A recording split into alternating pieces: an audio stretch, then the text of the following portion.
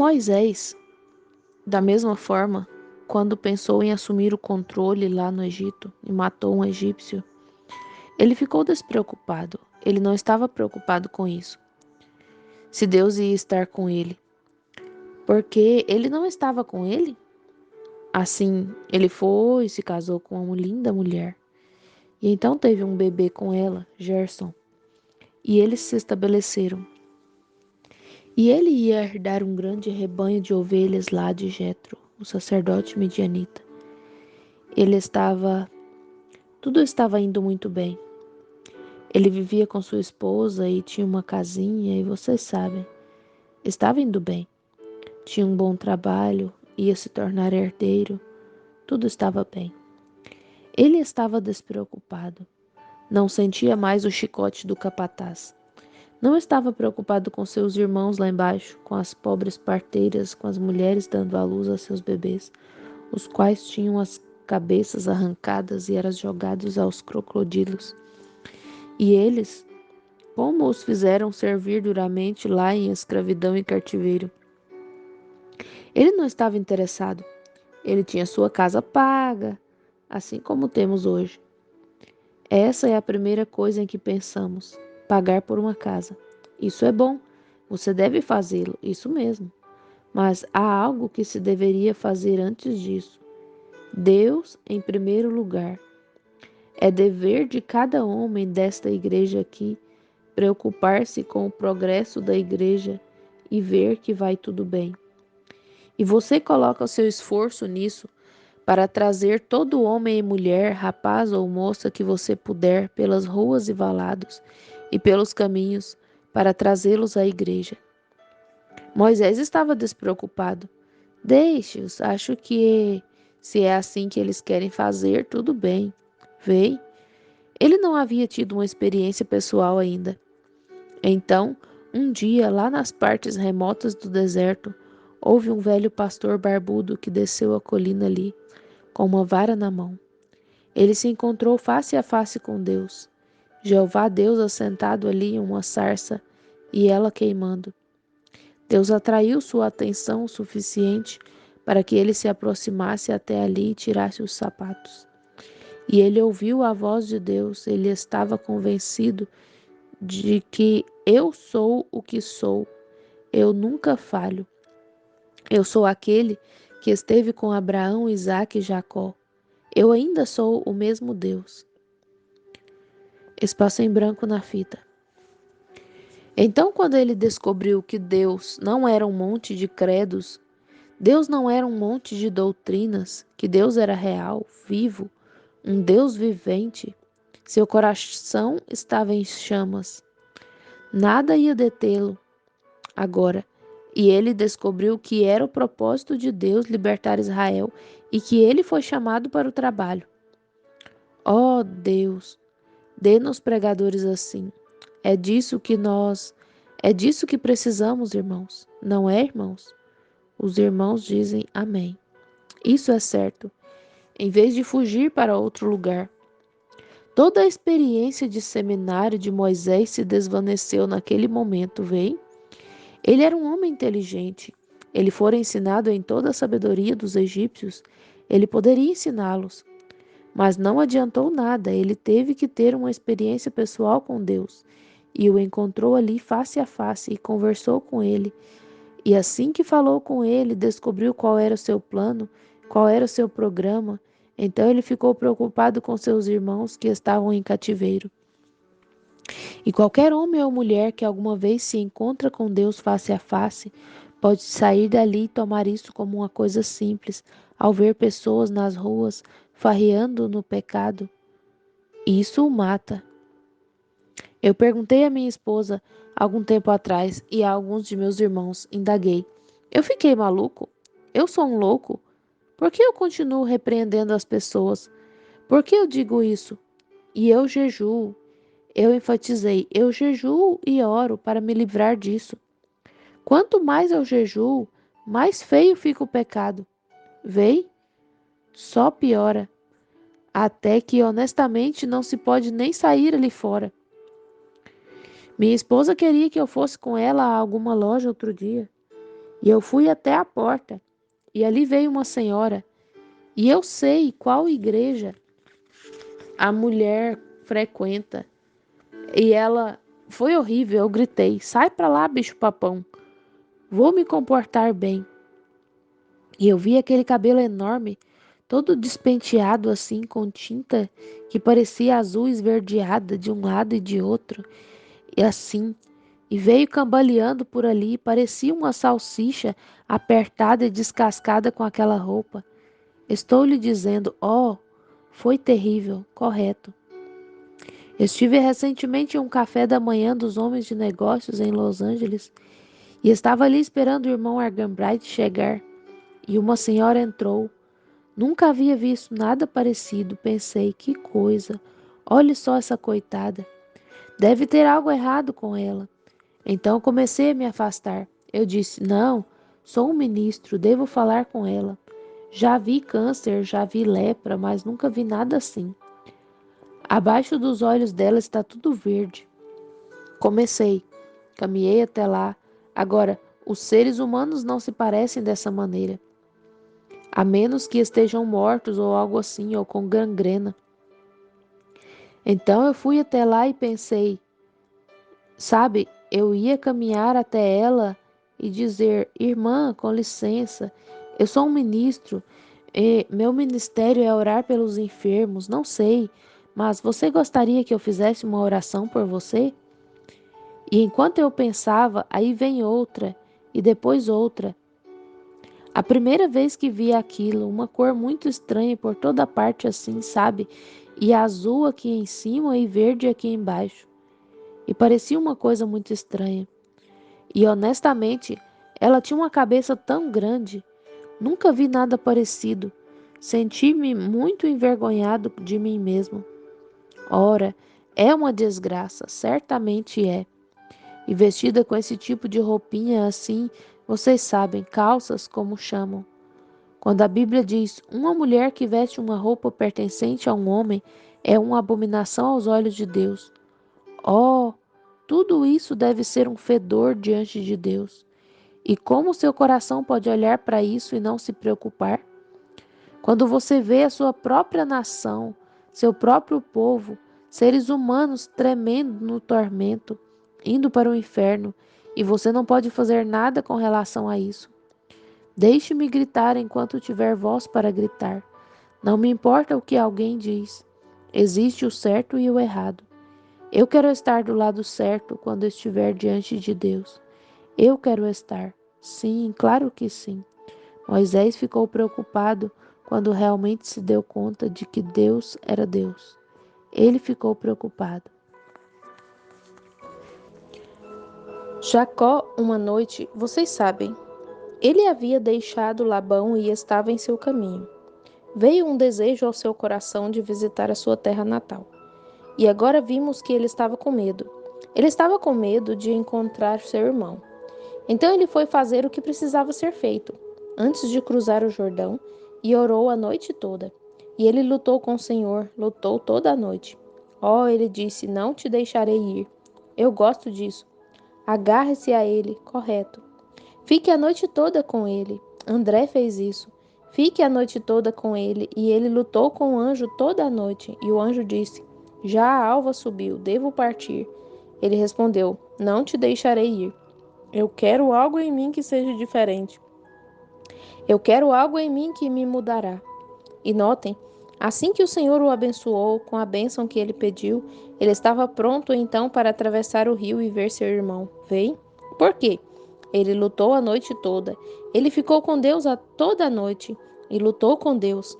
Agora, se ele tivesse dito, ei, deixe-me em paz agora, estou cansado. Vem? A bênção nunca teria chegado, vem? Ela nunca haveria chegado ali. Vem. Mas ele ficou a noite toda, vem? Lutou com ele a noite toda, então estava pronto para ir ao encontro de seu irmão na manhã seguinte. O pequeno Davi, uma vez. Veja, em primeiro lugar, você tem que estar convencido. Então, a próxima coisa você fica preocupado depois de estar convencido. Assim, Jacó sabia, antes de passar para Davi, Jacó sabia que o que havia separado de seu irmão, o Deus que o havia enviado a outra terra, que havia estado com ele e o havia abençoado e lhe dado tudo o que ele tinha, lhe havia feito uma promessa que cuidaria dele, que o multiplicaria se ele regressasse à sua terra. E ele sabia que se tão somente pudesse entrar em contato com aquele Deus, então ele estava preocupado. E assim o fez, muito bem. Assim, pois, Davi um dia veio trazer alguns bolos de figo e uma torta de passas que seu pai havia preparado. Jessé os tinha enviado por Davi. Ele era um garotinho e seus irmãos estavam lá com Israel em uma guerra. E os filisteus os haviam encurralado e os colocaram de um lado de uma colina e os filisteus do outro lado. E o pequeno Davi veio com sua túnicazinha de pastor e a funda enrolada no bolso ou em algum lugar, e caminhou até ali. E ele ouviu um grande rugido vindo de um gigante ali, desafiando os exércitos do Deus vivo. Bem, aquilo como que chamou a atenção de Davi, veio. Agora, Davi foi até Saul e conversou com Saul. Depois que a notícia se espalhou do que ele disse que iria lutar com ele foi até Saul e Saul disse: Bem, você não passa de um menino, e você é apenas um rapazinho ruivo, e ele é muitas vezes maior que você, é guerreiro desde a juventude. Como você poderia lutar com um homem como esse? Pois bem, observem, Davi primeiro foi convencido. Amém. Ele estava convencido e então ficou preocupado com seus irmãos. Se eles estivessem acovardados demais para lutar, ele o faria. Amém. Aí está. Esse é o tipo de cristão. Se o restante deles não o fizer, façamos nós. Amém, façamos. Se eu tiver que ficar sozinho, que eu fique ali. Exponha, seja o certo ou o errado. Fale isso lá. Fale, não importa o que alguém diga sobre você. Permaneça na palavra de Deus e diga que ela é certa. Fique com ela. Oh, que hora! Davi estava convencido. Ele sabia que Deus era real. Então, Saul pode ter dito algo assim: Filho, admiro sua coragem, mas você não é páreo para aquele homem. Veja, eles estavam olhando para o exterior, mas Davi estava convencido. Ele disse: Ouça, um dia, afirmou ele, teu servo aqui estava pastoreando as ovelhas de seu pai. E continuou: Um leão veio e pegou um dos cordeiros e fugiu com ele. E concluiu: Teu servo foi atrás dele, e eu o derrubei com uma funda. E ele saltou sobre mim, e eu o peguei pela barba e o matei. Ele contou. Então, um dia, outro animal, um urso, veio e pegou uma e fugiu. E eu o matei. Estou convencido de que o Deus que pôde me livrar das garras do leão e das garras do urso, quanto mais ele me livrará deste filisteu incircunciso e jactancioso que está lá? Sim, Senhor. Quanto mais ele o fará? Estou convencido de que isso é certo. E meus irmãos não têm coragem de lutar, isso é certo. Mas estou preocupado com os exércitos do Deus vivo. Estou preocupado em vê-los retroceder nestas questões. Amém. Eu disse alguma coisa? Tudo bem, sim, Senhor. Estou preocupado que eles retrocedam na questão de Deus, dizendo que Jesus Cristo não é o mesmo ontem, hoje e eternamente. Estou preocupado com o fato de eles recuarem e dizerem: santidade não pertence à igreja. Não existe santificação do Espírito. Preocupa-me que eles digam: os dias dos milagres já passaram. Qual é o problema com eles? Qual é o problema? Estamos preocupados. Se eles têm medo de fazê-lo, nós tivemos uma experiência aqui. Conhecemos o diabo, isso mesmo. O Deus que pôde derrotar o diabo em minha vida e derramar em mim o batismo do Espírito Santo, pode matar aquele demônio incircunciso lá, que está tentando desafiar os exércitos do Deus vivo. Amém. Davi estava preocupado. Por quê? Ele estava convencido de que Deus era Deus. Ele estava convencido de que um Deus que podia tomá-lo e com uma funda podia matar um leão, também poderia tomar sob seu controle aquele filisteu incircunciso e jactancioso. Você não pode ver isso, amigo? Um Deus que pode encher um homem com o Espírito Santo, não pode ele curar um homem ou uma mulher de uma doença que tenta desafiar um cristão? Oh, certamente ele pode. Um coração faminto que quer conhecer a Deus, o Deus que desafiou o diabo e o tirou da minha vida, e colocou Cristo ali. Ele não pode fazer isso por aquela pessoa também? Correto. O Deus que pode tirar os desejos do mundo de você, não pode ele também tirar os desejos do mundo de outra pessoa? Claro, ele pode. Veja, a questão é que você tem que estar convencido, e então você pode se preocupar depois que ficou convencido. Em Juízes, encontramos o terceiro juiz. Muitos de vocês nunca o leram. Seu nome é Sangar. Um versículo pequenino foi escrito a respeito dele na parte inferior das páginas da Bíblia. Aqui na minha Bíblia, Scofield. E Sangar era um israelita. E durante o tempo dos juízes, os filisteus deixavam que todos os israelitas realizassem sua colheita. E o que faziam? Eles vinham, entravam, depois que eles, os israelitas, haviam trabalhado durante todo o verão, pegavam sua colheita e iam embora. Um dia, o pequeno Sangar estava ali. Preparou seu celeiro, fez a debulha, armazenou seu trigo e provavelmente sua pequena esposa, meio esfarrapada, seus filhinhos, vocês sabem, com a bochecha pálida, tinham que viver em muita escassez, porque no ano anterior os filisteus tomaram tudo. Eles tinham que respigar, catar o que pudessem. E lá estavam eles naquela condição. E na hora em que Sangar tinha tudo colocado em ordem para o inverno, ele ouviu um barulho. Ele olhou pela janela. O que vinha? Aqui vinham 600 filisteus, todos com armadura, lanças, espadas penduradas em seus lados, capacetes de cerca de 1 polegada de espessura, de bronze, grandes, enormes, cobertos assim com metal e cotas de malhas, como chamam. Aqui vinham eles. Trompe, trompe, trompe. Sim, marchando. Para quê? Para levar o que ele tinha. É isso. Sabem de uma coisa? Sangar, eu posso imaginar, olhou para sua família, olhou lá fora para aqueles filisteus. Então ele olhou para o céu e pensou: sou judeu, estou no pacto. O Deus de Abraão, Isaque e Jacó, meu pai, é meu Deus.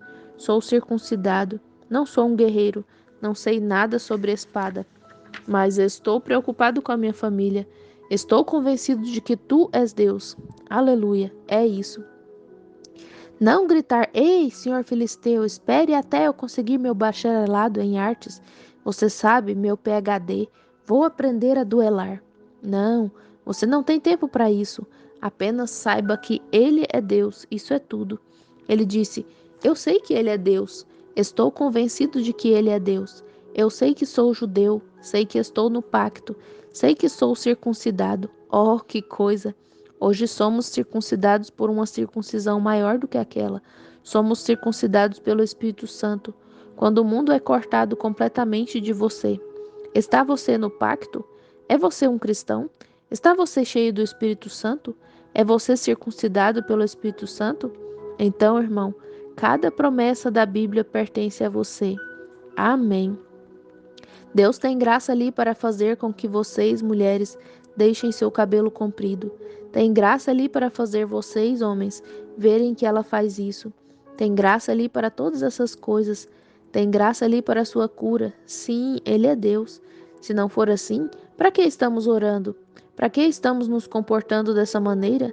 Somos como um metal que soa ou um sino que tine e nos tornamos o sal que perdeu o sabor. Certamente, somos pentecostais ou o que somos. A próxima coisa, se somos pentecostais, sejamos pentecostais. Se a mensagem está correta, entre nela. Se não estiver, saia dela e descubra onde está certo. Correto. Se Deus é Deus, sirva-o. Mas você não pode servir a Deus e a Mamon ao mesmo tempo. Sirvamos a Deus. Esteja convencido, e então você ficará preocupado.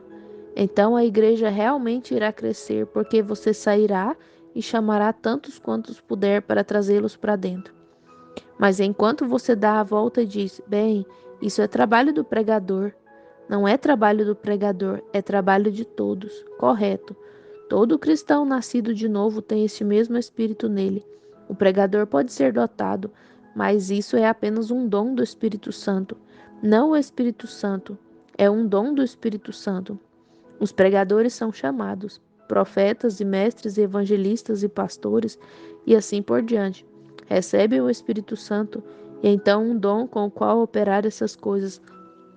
Mas Deus não tem filhos pequenininhos ou filhos grandes. Todos eles são filhos para Ele. Isso é certíssimo. E sua posição correta é estar assentado agora mesmo em lugares celestiais em Cristo Jesus, com todo o poder. Você diz, irmão Brana, eu sou o menor na igreja, eu sou só um pequenino. Mas lembre-se, quando ele ascendeu ao alto, veja, você foi levantado com ele, você está no corpo. E você está com Cristo agora mesmo, assentado em lugares celestiais. Se você é a pele da planta dos pés, todo o diabo está debaixo de você. Isso mesmo, certíssimo.